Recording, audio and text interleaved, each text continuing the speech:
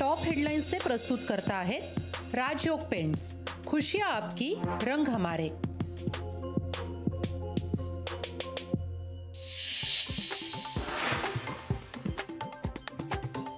भाजपसोबत गेलो असलो तरी विचारधारा बदललेली नाही। राज्यातील जनता अजित पवारांच्या पाठीशी, दादांनाच मुख्यमंत्री बनवायचंय। भुजबळांचं राष्ट्रवादी मेळाव्यातून युवकांना आवाहन।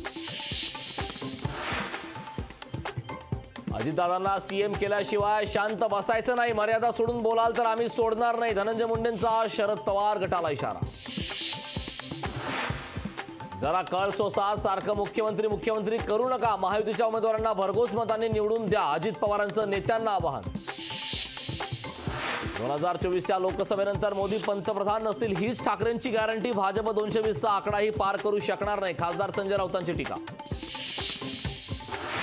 निखिल वाघेंवर हल्ला करणाऱ्यांची परेड का नाही? परेड घेण्याची नौटंकी बंद करावी। राऊतांचा सरकारवर हल्ला बोल तर घटनेची सरकारने योग्य दखल घेतली नाही, शरद पवारांचं मत। ओबीसी संघटनेचं नेतृत्व भुजबळांनी करावं, वंचित बहुजन आघाडी नेत्यांना पूर्ण मदत करायला तयार। प्रकाश आंबेडकरांचं भुजबळांना आवाहन।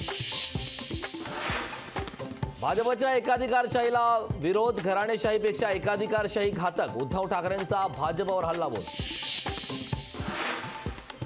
देशात मोदींशिवाय दुसरा पर्याय नाही, तिसऱ्यांदा मोदींनाच पंतप्रधान करायचं। राष्ट्रवादी मेळाव्यातून अजित पवारांच्या कार्यकर्त्यांना आवाहन। मुख्यमंत्री गृहमंत्र्यांना राज्य सांभाळणं कठीण, राज्यातील गुंडगिरी विरोधात आवाज उठवणार। संजय राऊतांची शिंदे फडणवीसांवर जोरदार टीका। संजय राऊतांना गांभीर्याने घेऊ नये, मुख्यमंत्र्यांना नाहक बदनाम केले जात आहे। उदय सामंत यांची राऊतांवर टीका।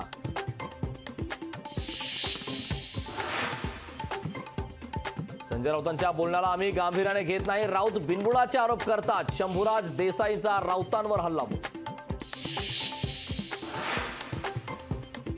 चिन्ह आणि पक्षाबद्दलचा निर्णय आश्चर्यकारक, मात्र सुप्रीम कोर्ट योग्य तो निकाल देईल, शरद पवार यांची प्रतिक्रिया।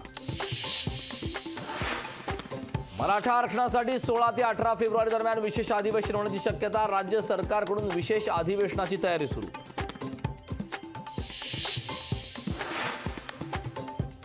मनोज जरांगेंच्या आमरण उपोषणाचा दुसरा दिवस। सगळे सोयरे कायद्याबाबत सरकारने भूमिका स्पष्ट करावी, तर आरक्षणासाठी विशेष अधिवेशन बोलवावं, जरांगे पाटलांची मागणी। टॉप हेडलाइन्सचे प्रस्तुत करता आहेत राजयोग पेंट्स। खुशियां आपकी, रंग हमारे।